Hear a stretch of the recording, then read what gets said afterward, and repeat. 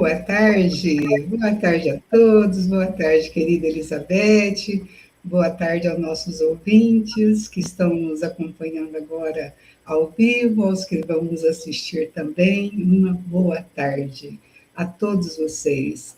Nós estamos aqui em mais um encontro de expansões psicanalíticas, eu e minha querida Elizabeth, toda segunda-feira ao meio-dia, a proposta aqui é de nutrir, né, de nos nutrirmos, quer dizer, né, porque nós também estamos aqui nos nutrindo, e hoje o tema é um tema relevante, né, e eu costumo brincar, Elizabeth, que não existe coincidência, em si, deusidência, né? Olha o tema que nós pegamos para o mês de maio, né? Nós vamos falar da contemplação na prática clínica. Pessoal, esse material, como eu sempre trago aqui nos nossos encontros, nós estamos, né, aqui com o livro do professor Renato, né, nosso coordenador do GEPA, esse livro Acolhido em Psicoterapia, material riquíssimo, todas as vezes que a gente lê, nós contemplamos novamente, porque é um material muito rico. Então, esse tema, contemplação, né, veio a coincidir, né, mas não é coincidência, é uma deusidência no mês de maio, né, um mês aí dedicado às noivas, um mês dedicado às mães, e nós gostaríamos de falar um pouquinho dessa contemplação na prática da psicanálise, na prática clínica, mas também trazer aí alguns desdobramentos, né, Elizabeth? O que é possível, né, o quanto, quer dizer, é possível contemplar a partir dos elementos internos, né? Até trouxe aí uma reflexão nas redes sociais, né, que nós iríamos trazer aqui um dos desdobramentos para que nós possamos contemplar, seria reconhecer as nossas ansiedades, porque ansiosos, dificilmente nós conseguimos contemplar o momento presente. E aí o Freud vai, né, trazer nesse capítulo, o professor Renato expande aí, trazendo sempre, né, o pai da psicanálise, o Freud, lá numa conferência 25, se não me engano, a conferência do Freud ali, 1917, 1916, 17, pouco importa aqui a data, né, mas só para que a gente possa deixar aí registrado, ele fala da ansiedade realística e a ansiedade neurótica.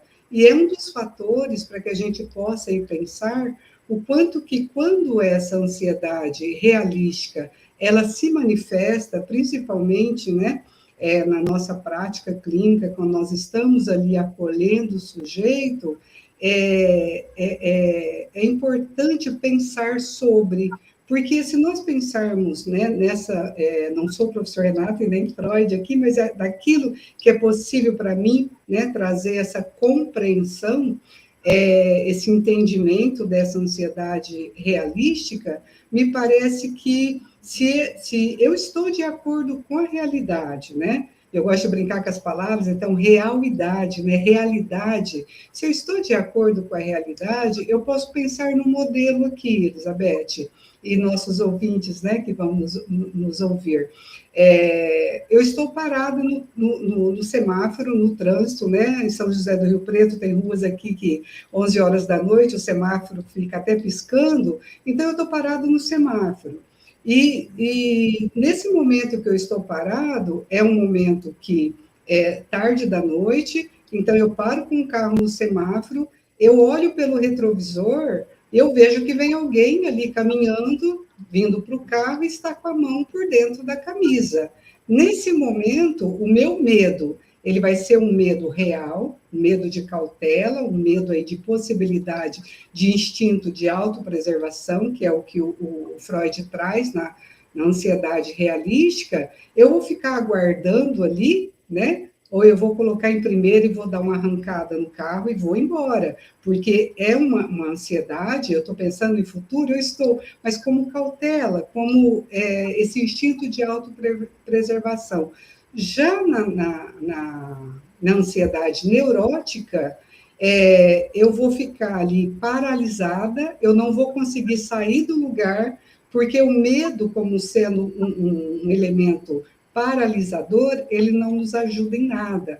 Então, quando nós recebemos na clínica esse sujeito que muitas vezes ele vem com um grau de ansiedade muito alto, e nesse texto o professor Renato dá uma expandida aí, trazendo, né, o quanto que é importante, e pega um gancho na última fala nossa, né, que nós falamos aí sobre os medicamentos, sobre a possibilidade aí de não rotular o sujeito, se no momento de ansiedade, seja ela neurótica ou seja ela real, eu preciso olhar para essa ansiedade, para que eu possa, inclusive, ser capaz de pensar sobre. Então, se nós estamos falando aqui da prática clínica, se é possível essa contemplação, eu preciso estar integrada. Porque se eu não estiver nessa integração de pensar, né, o quanto que eu posso tolerar de ansiedade, eu também vou ficar refém de um medicamento. E não que nós sejamos contra medicamento, mas é necessário o momento de começar a desmamar também, porque o medicamento também é um elemento que vai obstruir a capacidade do sujeito de pensar.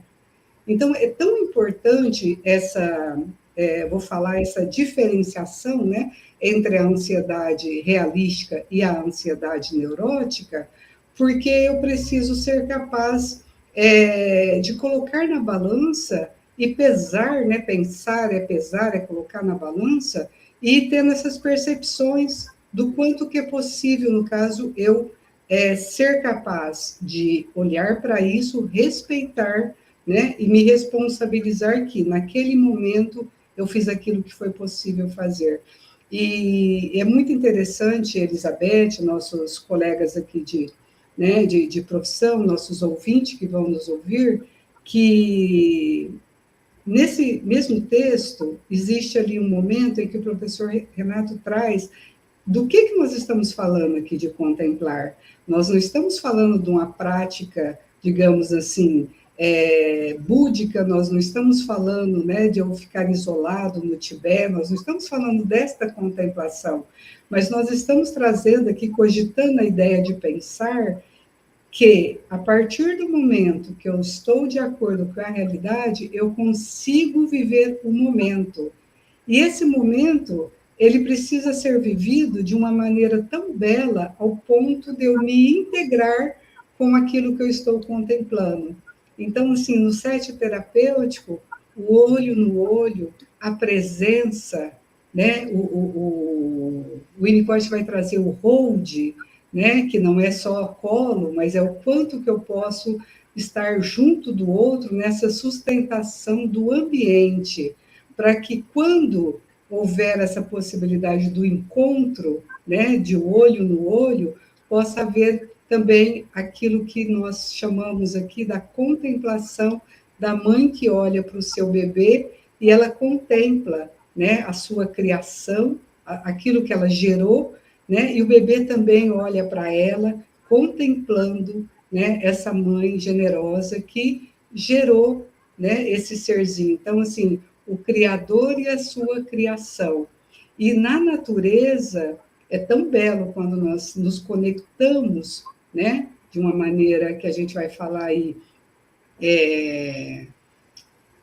contemplativa, e nos integramos à natureza. Quantas vezes, né, quantos de nós paramos e ficamos olhando ali a mãe natureza e até invejamos de tamanha beleza, quando eu posso contemplar as árvores, quando eu posso contemplar o mar, eu me integro ali, né? E nessa contemplação, a Clay vai dizer que muitas vezes nós invejamos a mãe natureza, porque nós gostaríamos de ter toda essa capacidade, mas isso é algo, né, para reconhecer em nós a nossa pequenez, que nós não temos essa capacidade. Faz sentido para você, Elizabeth? Total sentido, Marilda. Muito bela reflexão. Bom, então aí vou pegar os ganchos aí da tua fala para expandir aqui. Primeiramente, boa tarde a todos, né? Agradeço mais uma vez essa oportunidade de estarmos aqui juntas. E para quem está aqui conosco agora, né, no presencial, para quem vai, muito bem-vindos e muito obrigada. Então, como a Marilda trouxe, né, sobre a contemplação, e ela citou aí a mãe, né, que contempla o seu bebê. Vamos contemplar, né, então, aqui, esse modelo, né, tão belo. O Winnicott, né, ele nos traz o modelo da mãe dedicada comum. E o que seria essa mãe dedicada comum? É aquela mãe, né, que apesar de ser um ser humano, passível de falhas, e que bom que é assim, né, mas ela é dedicada ao seu bebê, né, então ela tem um ambiente.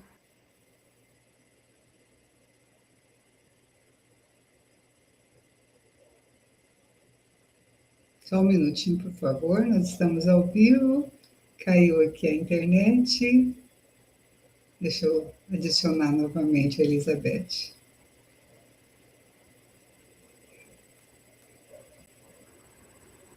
Aí voltamos. Oi, Elizabeth, mas eu continuei aqui. Pode continuar, querida.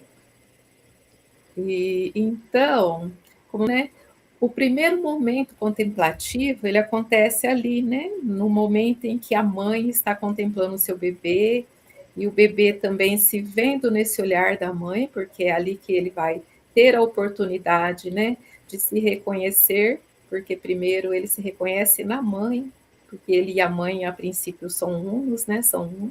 Então, através desse vínculo, é que se faz ali a possibilidade, né, desse ser amadurecer, ter ali um ego nutrido, integrado, né, para que depois possa ser possível a contemplação, né, na vida dessa pessoa. Mas e se não acontece, né?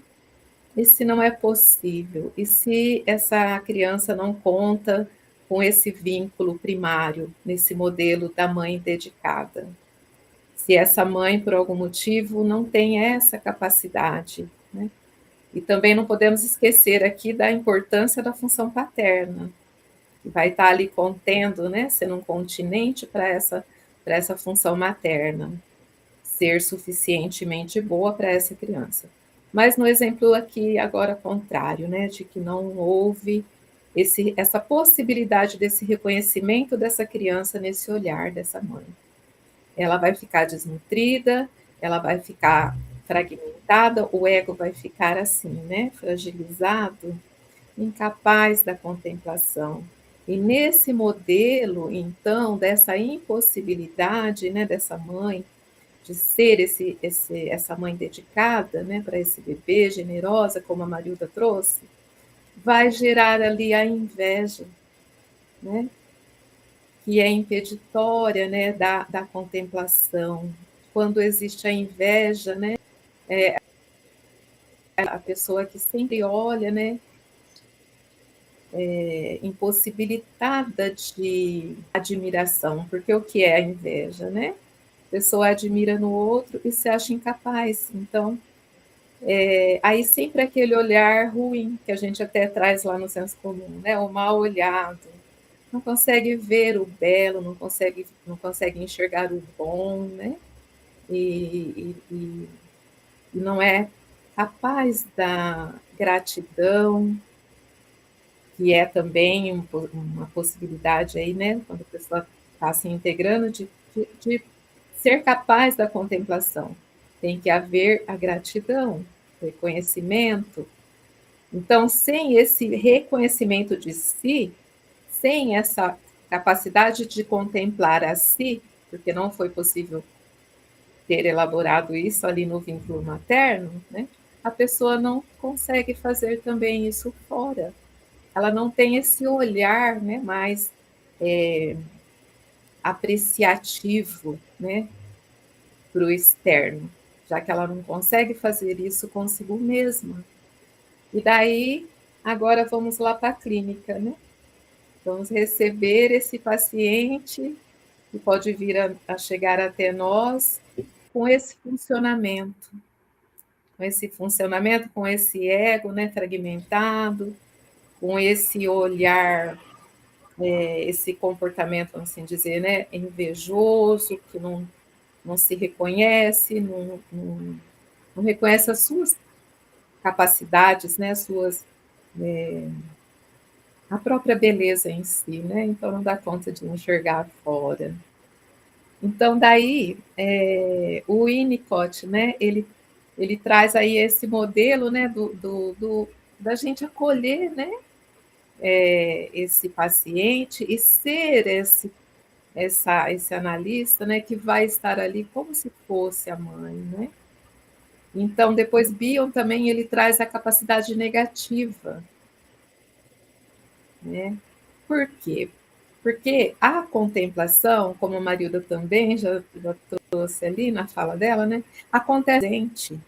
Então, se o analista está ali preso à memória, né? E não está ali inteiro naquele momento presente para receber aquela pessoa que está ali, né? Cada sessão uma nova pessoa, né? Ela pode trazer a mesma queixa, né? Durante várias sessões, mas a cada vez a gente tem que ter um olhar novo para aquela mesma fala, né? Porque ela vai estar trazendo de forma expansiva, nova, na tentativa de um olhar reconhecedor, né? Então, sem memória, sem desejo, sem a ânsia da compreensão, né? Estar ali junto. E depois também, né, o Bion também, né, que traz sonhar o sonho do paciente, estar ali junto, né, sonhando o sonho, junto com ele, até que ele seja capaz de fazer isso por si mesmo, né?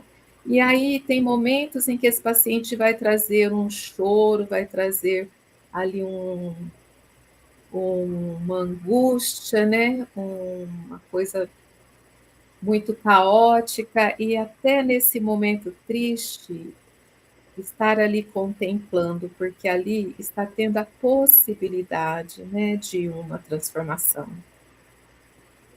E que lindo que é quando começa a acontecer, né, essa transformação. Aí acontece, né, uma oportunidade de contemplar ali o novo acontecendo, né? A pessoa vai sendo capaz, né, de se integrar, de reconhecer, né, a si mesmo, e aí a partir dali vai nascendo a gratidão, né, o respeito, como o professor Renato traz, né, o reconhecimento, né, os 3 R's. Se reconhecer, né, em si, respeitar e se responsabilizar. A partir daí, então, vem a gratidão, né? A partir daí, então, vem a capacidade da contemplação, porque daí a pessoa está dando conta de reconhecer em si, né? E aí ela vai ter a capacidade de fazer isso fora, né? Então, é um respeito, né? O professor Renato também traz nesse texto, né? O respeito, que seria um olhar novamente, né? Então, a cada vez que a gente está ali com esse nosso paciente, com essa capacidade negativa, né, dando conta de trabalhar dessa forma ali, né, de se desfazer dos dados da memória, estar ali no momento presente por inteiro, né, é um novo olhar, um respeito, né, no sentido de reconhecer o novo que está ali se fazendo, né, dia a dia, momento a momento, né, e, e tendo essa possibilidade, então, de acontecer a capacidade da contemplação.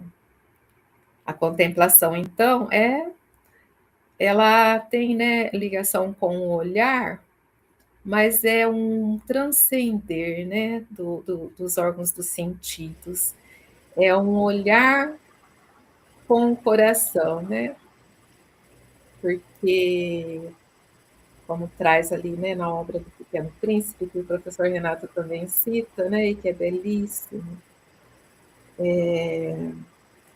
o essencial é invisível aos olhos, né? Temos que ter o olhar com o coração, para que seja reconhecido. Então, é a contemplação, né?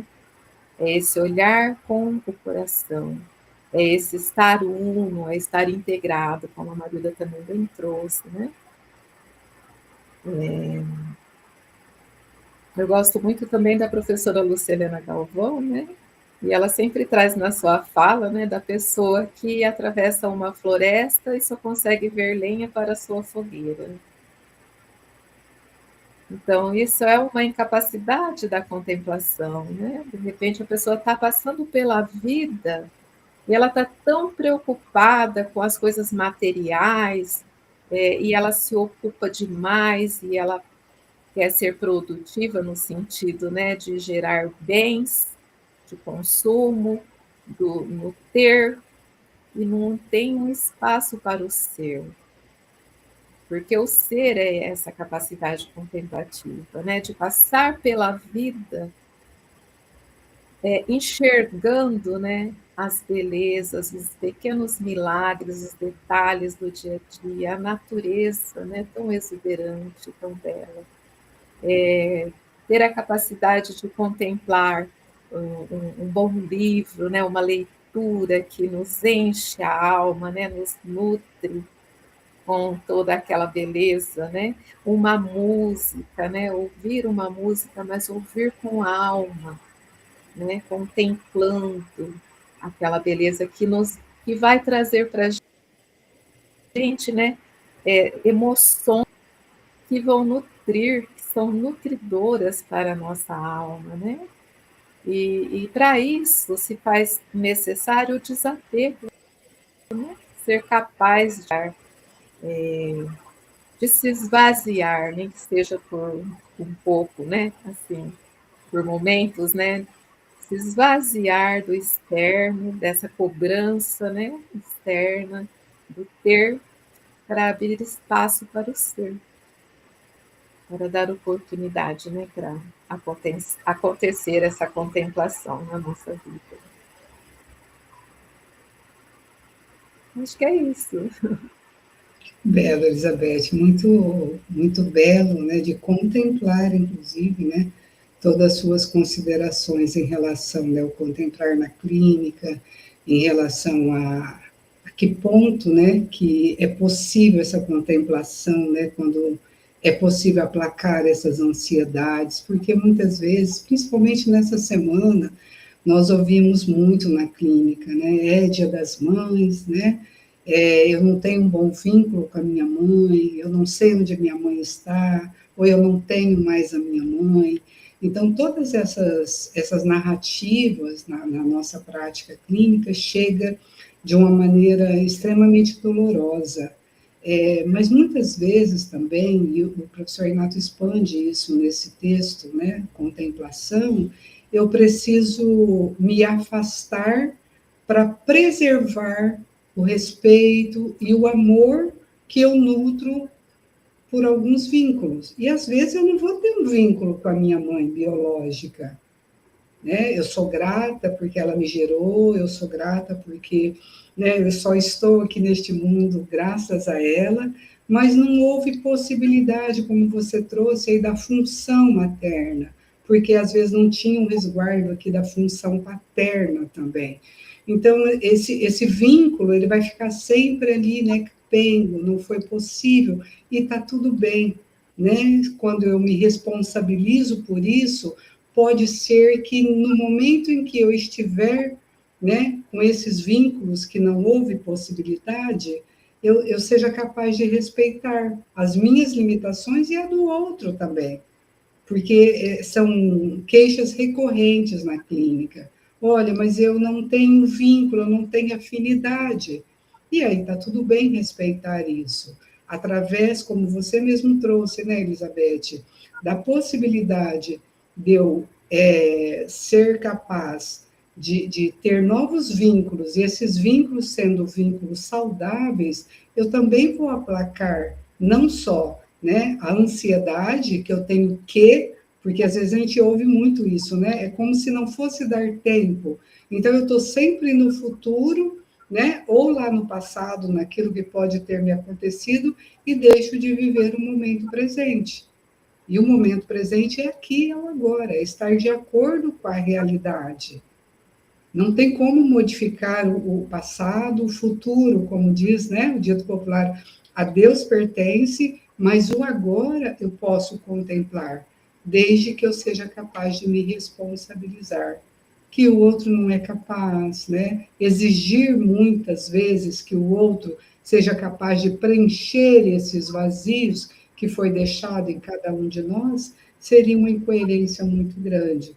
Então, quando nós estamos falando aqui da, da, da contemplação na prática clínica, quando essas ansiedades vão sendo aplacadas, o sujeito tem um espaço onde ele possa ali trazer toda a sua angústia, todas as suas mazelas, é possível nós percebermos que pode ter tido uma mãe biológica, né, ou um pai biológico, mas as funções maternas e paternas não foram, né, cumpridas de forma querida, houve ali, né, fragmentações do verdadeiro eu, e aí trazendo, né, a complementação da sua fala, eu vou estar sempre em busca, né, de fazer, de ter, e o ser vai ficando cada vez mais empobrecido.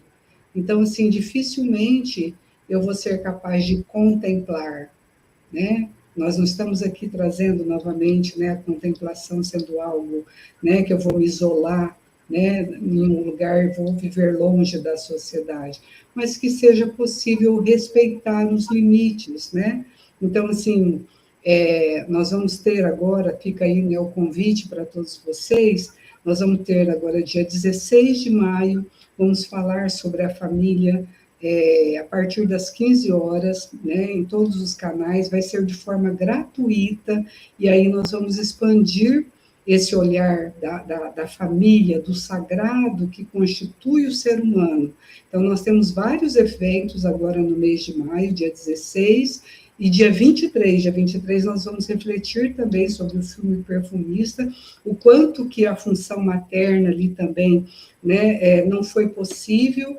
E aí eu vou deixar aqui para vocês uma reflexão, vou abrir para a Elizabeth também fazer os convites e se trazer as considerações finais, eu vou trazer um convite para todos vocês que vão nos assistir, né? E lá no grupão do GEPA, temos aqui, né, o QR Code, vocês, né, acessar aí o QR Code e fazer parte do grupão do GEPA, que nesse grupão ali, todos os integrantes do GEPA traz os conteúdos, traz aí pensamentos aí extremamente nutridores. Então, o GEPA, de maneira generosa, como uma mãe, né, que é a mãe natureza, a mãe que nos deu a vida, também está presente em todos os momentos aí durante a semana, com quadros extremamente ricos, né? Amanhã, 7h30 da manhã, depois ao meio-dia, temos na quarta, na quinta e na sexta, e aí fica, né, o convite para todos vocês. Então, eu vou me despedindo, vou passar a palavra agora para a nossa querida Elizabeth. Um grande beijo a todos, um feliz Dia das Mães e uma semana abençoada para todos vocês. Por favor, Elizabeth, considerações finais. Uhum.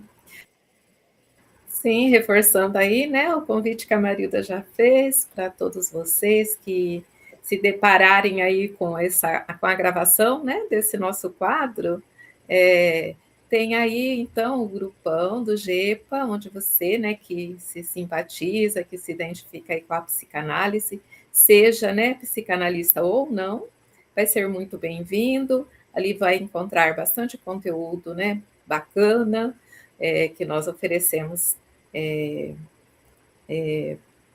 diariamente, né, Marilda? Ali a gente recebe, né, todo dia no grupão. O professor Renato, muito generoso, traz sempre muita coisa boa ali, e também outros, né, psicanalistas, integrantes ali do grupão. Então, serão todos muito bem-vindos. Como a Marilda já disse, então temos os quadros aí todos os dias, né, 2 horários por dia, a semana toda, com muita coisa linda, rica, de ser contemplado aí, né, Marilda, por quem, né, se dispor aí. E que mais? Então, no dia 16, né, a partir das 15 horas, como a Marilda também já trouxe, e no dia 23, o filme, né, o perfume. Então, todos convidados, agradeço mais uma vez a todos e até semana que vem. Tchau, tchau.